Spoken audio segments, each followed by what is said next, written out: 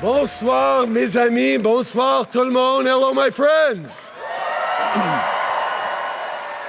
You know, as I look out across this room, I have just one question.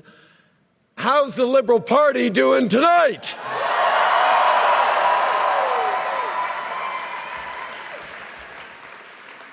Ella Grace, je sais que ces dernières années n'ont pas été faciles pour Zav, Adrien et toi. Merci d'avoir été patient avec moi, même quand j'étais stressé, quand je voyageais trop souvent, quand je n'arrivais pas à penser à autre chose que le travail. Mais sachez que dans les moments les plus difficiles, c'est vous qui m'avez inspiré, vous qui m'avez donné du courage, qui m'avez rappelé de me concentrer sur ce qui était important, pas juste sur ce qui était urgent. Servir en tant que premier ministre, ça a été l'honneur de ma vie, mais j'ai tellement hâte de me redévouer à 100% à mon rôle le plus important, celui de papa. Je suis fier de vous trois et surtout, je vous aime.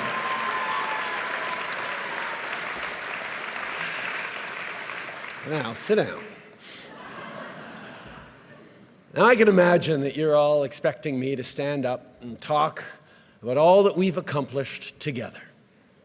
And don't get me wrong, I am damn proud of what we've done over these past 10 years for the middle class and people working hard to join it. But tonight is about our future as a party, as a country. Now, I know that we as Liberals, as a government, often get criticized by our friends for not taking a victory lap after we get something big done. We do something really big, and then we move on right away to the next challenge. Because as progressives, as Liberals, we know there is always more to do. So it is important to take the time to reflect on and share the big successes. But not tonight. Not tonight, because when Liberals gather, we're always focused on just one thing: the work that still needs to be done to build a country that stays worthy of all Canadians.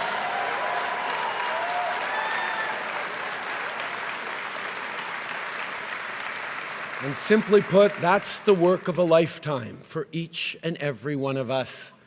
It's very simple.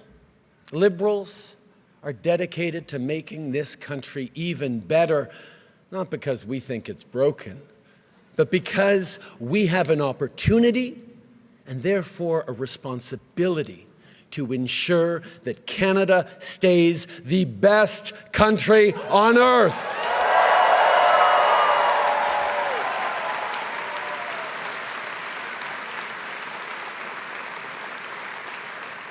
Now, these past 10 years have been challenging. Crisis after crisis has been thrown at Canadians. But through every crisis, Canadians have shown who they are. We've pulled together, we've stood up for each other, and every single time we've emerged even stronger.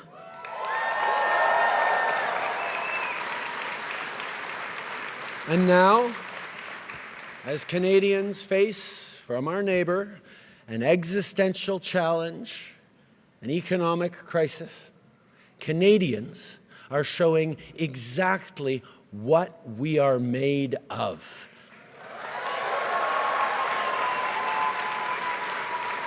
Canadians are showing what it is that makes us Canadians. Not by defining ourselves by who we're not, but by proudly embracing who we are.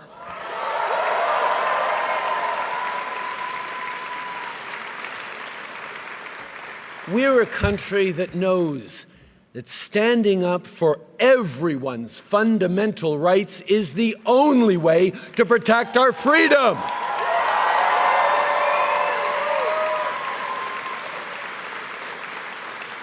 We're a country that believes no one should be left behind and that everyone should have a real and fair shot at success. We're a country that refuses to accept the false choice between a strong economy and a healthy environment. We're a country that embraces reconciliation and Indigenous peoples as true partners because it is the only path to a shared, prosperous future.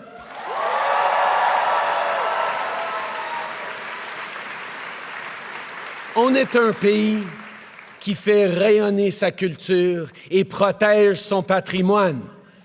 On est un pays qui fait vivre la langue française et la fait entendre de par le monde.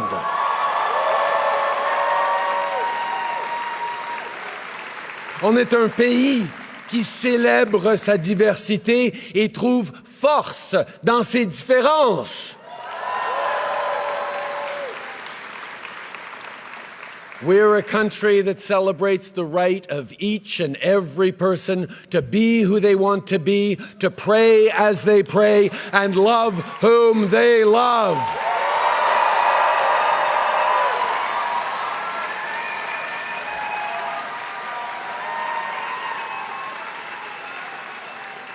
We're a country that will always defend a woman's right to choose.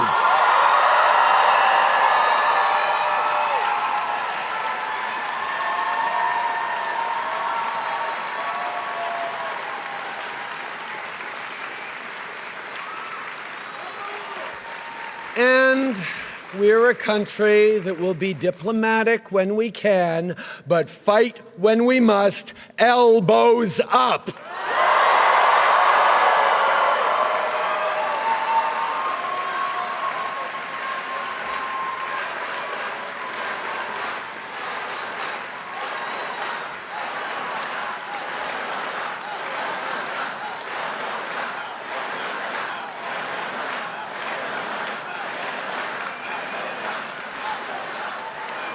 But you here in this room, and our fellow Liberals watching across the country, you know all about fighting with grit, with determination when the going gets tough. You remember where we were 15 years ago with just 35 seats in the House. You remember our ups and downs and all those times that people counted us out, all the times they said our party was on its last breath. Like all Canadians, it's when you try to count us out that we Liberals show our true mettle.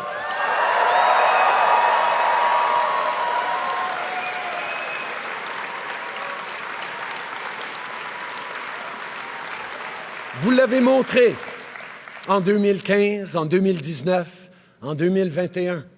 Vous êtes mobilisés, vous avez cogné des portes. Vous l'avez fait sous la pluie, en pleine canicule, dans le froid.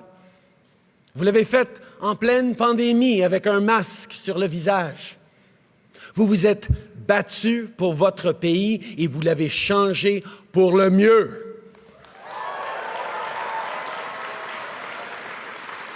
Mais vous savez, un parti, c'est plus qu'un nom, un logo, un leader.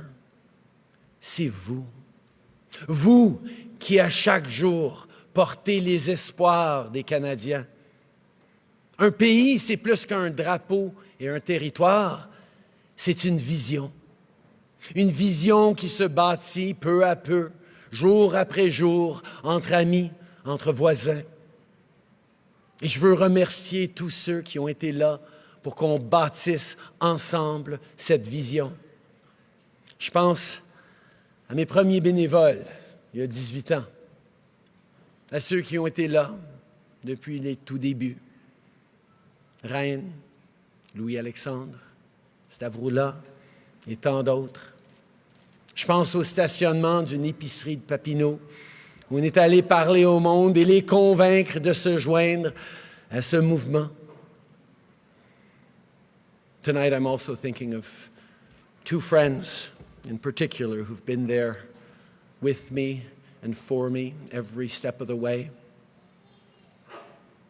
for close to 20 years. The extraordinary Adam Scotty, and the unstoppable Katie Telford.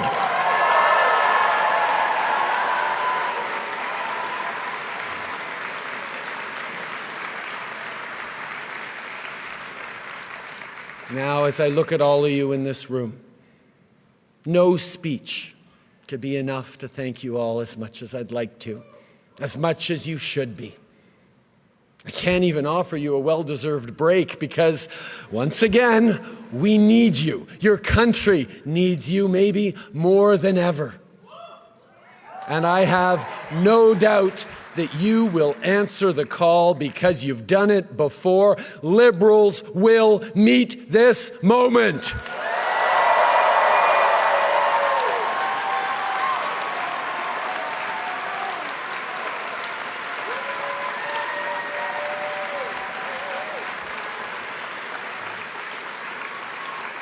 And make no mistake, this is a nation-defining moment. Democracy is not a given. Freedom is not a given. Even Canada is not a given. None of those happen by accident. None of them will continue without effort.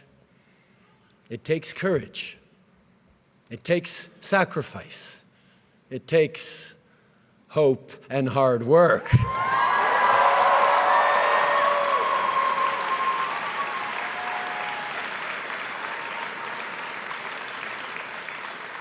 "60 years ago, standing atop Parliament Hill, Prime Minister Lester B. Pearson first raised our beautiful maple leaf into the Canadian sky. It was much debated at the time, but Pearson knew well what we all know now, that our flag would serve as a unifying symbol that would define the next chapters in our national story. 60 years later, there are still so many more chapters to write. And I can tell you, the world is looking to see what Canadians will do.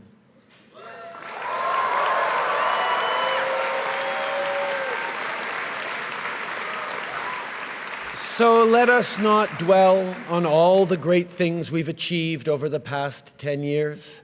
Let us aspire instead to achieve even more over the next 10 years and the decades to come. Let us remain steadfast, defiant, and united. And let us not just think about our party, let us prove our love of country.